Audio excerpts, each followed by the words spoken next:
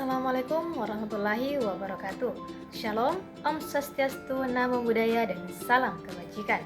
Perkenalkan, kami dari kelompok 6 yang beranggotakan 5 orang. Saya sendiri atas nama Farida selaku moderator, dan adapun teman-teman saya sebagai pemateri pertama atas nama Nur Islami Mawarda, pemateri kedua atas nama Felinda Amelia, pemateri ketiga Rizky Fauzia, dan pemateri keempat Karnila. Sebelumnya yang saya hormati Ibu Dr. Evi Sagarawati Ampri SPD MPD selaku dosen pengampu mata kuliah pengembangan kurikulum sekolah dasar. Baik, pada kesempatan kali ini kami akan memaparkan hasil observasi kami mengenai analisis CP dan ATP tepatnya di Sekolah Dasar Negeri nomor 18 Bababulo, Kecamatan Pemboang, Kabupaten Majene. Baik, untuk itu para pemateri saya persilakan untuk memaparkan materinya. Terima kasih kepada moderator. Saya Nur Islami Mawarda dengan NIM H0524058 sebagai pemateri pertama. Langsung saja, SD Negeri nomor 18 Bababulo merupakan salah satu sekolah penggerak yang telah menerapkan kurikulum merdeka secara menyeluruh di seluruh jenjang kelas.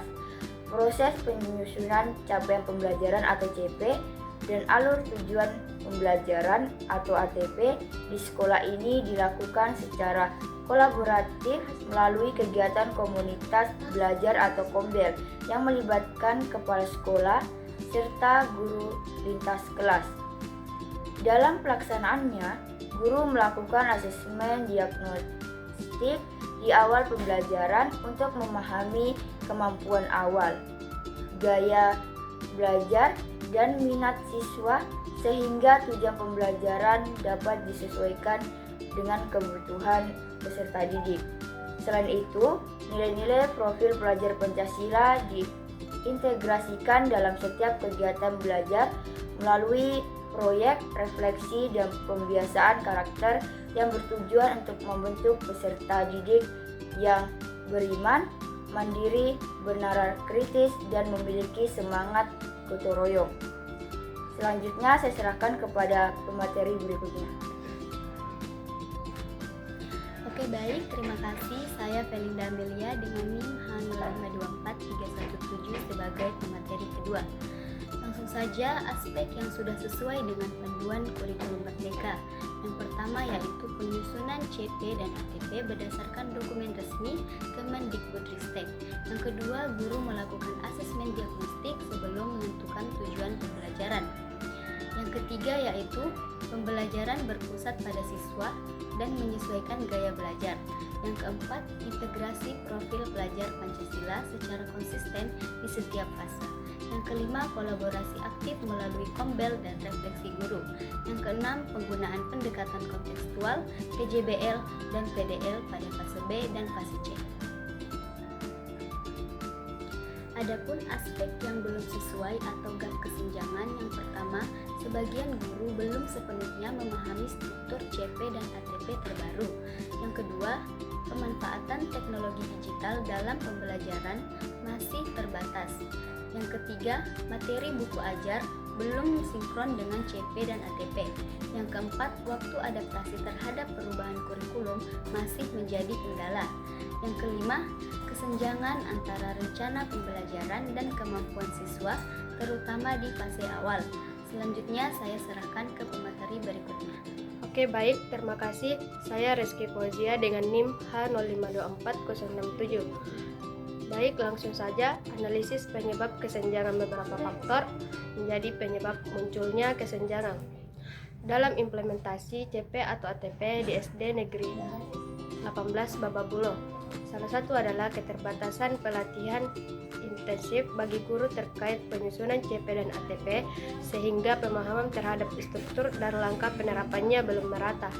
Selain itu, perubahan kebijakan kurikulum yang berlangsung cepat menuntut waktu adaptasi yang lebih panjang bagi guru untuk menyesuaikan strategi pembelajaran. Keterbatasan fasilitas teknologi seperti ketersediaan proyektor dan jaringan internet juga menjadi kendala dalam mendukung pembelajaran berbasis digital. Di sini sisi lain terdapat variasi kompetensi antara guru pada setiap fase dalam memahami dokumen kurikulum dan menjadi penyebab perbedaan kualitas pelaksanaan di lapangan. Ditambah lagi belum adanya panduan internal CP atau ATP modul ajar sekolah, membuat guru baru membutuhkan waktu lebih lama untuk menyesuaikan diri dengan sistem yang ada.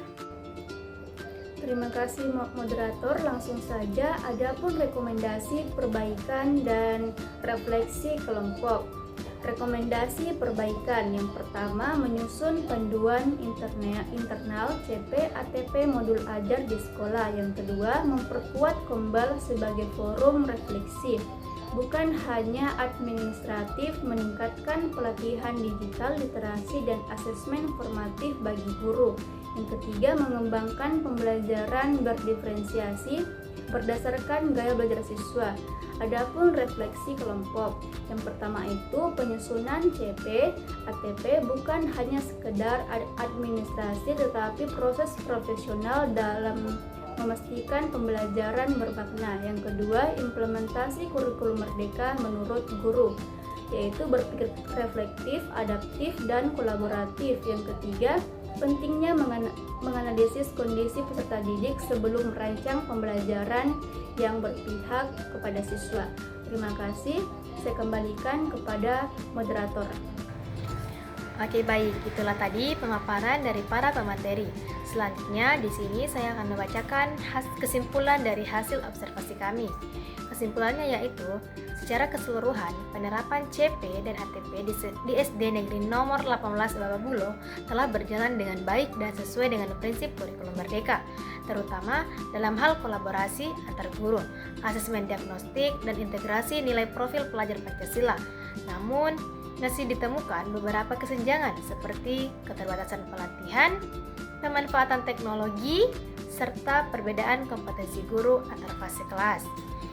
Melalui peningkatan pelatihan, penyusunan panduan internal, dan penguatan Kombel sebagai forum refleksi sekolah diharapkan dapat memperkuat implementasi kurikulum agar semakin kontekstual, adaptif, dan berpihak kepada peserta didik. Baik, mungkin itu saja yang dapat kami sampaikan. Kurang dan lebihnya mohon dimaafkan. Cuci tangan sampai bersih. Cukup sekian dan terima kasih. Wassalamualaikum warahmatullahi wabarakatuh.